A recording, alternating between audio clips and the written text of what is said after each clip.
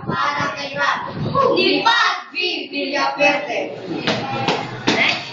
Kung ang kamatayan ay isang mahabang paglalakbay, di mo na kailangan humakbang pa.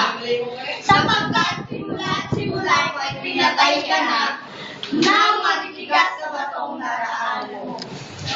Habang nakamasid lamang ang mga batang lansangan na kasama mo ng maraming taon, silang nakalahat ang mga kamay, silang may tangang taon at candy sigarilyo, Silang may naamoy na rugby sa madilim ng pasilyo.